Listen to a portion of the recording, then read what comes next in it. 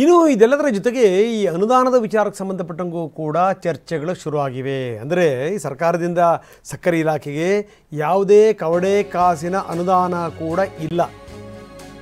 ಇಲ್ಲಿ ತನಕ 2 ಕೋಟಿ ರೂಪಾಯಿ ಅನುದಾನ. ಇನ್ನು ಕೇಂದ್ರ ಸರ್ಕಾರದಿಂದಲೂ ಏನೂ ಬಂದಿಲ್ಲ.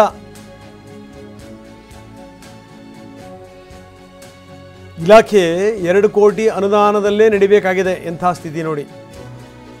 ಸಕ್ಕರೆ ಇಲಾಖೆನೇ ಒದ್ದಾಡ್ತಾ ಇದೆ. ಸಕ್ಕರೆ ಇಲಾಖೆ ಅದನ್ನೇ ದುಡ್ಡಿಲ್ಲ.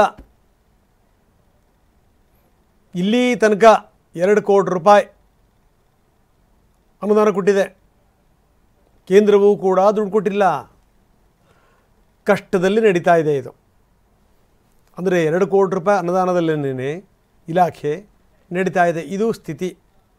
ನಮ್ಮ ವ್ಯವಸ್ಥೆ ಹೆಂಗಿದೆ ಅನ್ನೋಕ್ಕೊಂದು ಎಕ್ಸಾಂಪಲ್ ಇದು.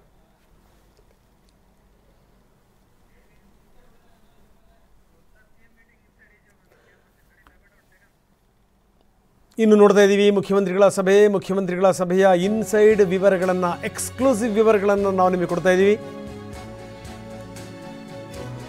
ಕಬ್ಬಿನ ಬೆಲೆ ನಿಗದಿಗೆ ಹಗ್ಗ ಜಗ್ಗಾಟಗಳು ಶುರುವಾಗಿದೆ.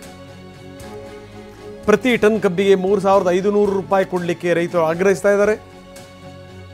ರೈತರಿಗೆ ಹೆಚ್ಚುವರಿ 100 ರೂಪಾಯಿ ಕೊಡಿಸ್ತೀವಿ ಅನ್ನೋದ್ರ ಬಗ್ಗೆ ಚರ್ಚೆ ನಡೀತಾ ಇದೆ. ಸಕ್ಕರೆ ಕಂಪನಿ ಮಾಲೀಕರು ತಮ್ಮ ಅಭಿಪ್ರಾಯಗಳನ್ನು ಹೇಳ್ತಾ ಇದ್ದಾರೆ. 3,500 ರೂಪಾಯಿ ಕೊಡಲಿಕ್ಕೆ ಸಾಧ್ಯವೇ ಇಲ್ಲ ಅನ್ನುವಂಥ ಮಾತನ್ನು ಹೇಳಿದ್ದಾರೆ. ಅಟ್ಲೀಸ್ಟ್ 3,300 ರೂಪಾಯಿಗಾದರೂ ಬರಬೇಕು ಅಂತ ಸರ್ಕಾರ ಪ್ರಯತ್ನ ಪಡ್ತಾ ಇದೆ.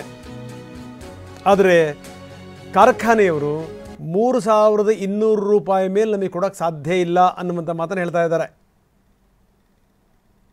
CM ನೇತೃತ್ವದಲ್ಲಿ ನಡೀತಾ ಇರುವಂಥ ಹೈ ವೋಲ್ಟೇಜ್ ಸಭೆ, ಅದರ ಇನ್ಸೈಡ್ ವಿವರಗಳು, ಅದರ ಎಕ್ಸ್ಕ್ಲೂಸಿವ್ ವಿವರಗಳನ್ನು ನಾವು ನಿಮಗೆ ಕೊಡ್ತಾ ಇದ್ದೀವಿ. 3,500 ರೂಪಾಯಿ ನಮಗೆ ಬೇಕು ಅನ್ನುವಂಥದ್ದು ರೈತರ ಆಗ್ರಹ. ಆದರೆ ಯಾವುದೇ ಕಾರಣಕ್ಕೂ ಕೂಡ ಅಷ್ಟೊಂದು ಹಣವನ್ನು ಕೊಡಿಸ್ಲಿಕ್ಕೆ ಸಾಧ್ಯವೇ ಇಲ್ಲ ಅನ್ನುವಂಥದ್ದು, ನಾವು ಕೊಡಲಿಕ್ಕೆ ಸಾಧ್ಯನೇ ಇಲ್ಲ. 3,500 ರೂಪಾಯಿ ಕೊಟ್ಟರೆ ನಮಗೆ ನಷ್ಟ ಆಗುತ್ತೆ ಅಂತ ಕಾರ್ಖಾನೆ ಮಾಲೀಕರು ಹೇಳ್ತಾ ಇದ್ದಾರೆ. ಹೇಗಾದರೂ ಮಾಡಿ ಒಂದು 100 ರೂಪಾಯಿಗೆ ಜಗ್ಗಬೇಕು ಅಂತ ಟ್ರೈ ಮಾಡ್ತಾ ಇದೆ. 3,300 ರೂಪಾಯಿ ತರಬೇಕು ಅಂತ. ಅದನ್ನೂ ಕೂಡ ಕಾರ್ಖಾನೆ ಮಾಲೀಕರು ಒಪ್ತಾ ಇಲ್ಲ. ಅದನ್ನು ಕೊಟ್ಟರೆ ನಮಗೆ ನಷ್ಟ ಆಗುತ್ತೆ ಅಂತ ವಾದವನ್ನು ಮಂಡಿಸ್ತಾ ಇದ್ದಾರೆ.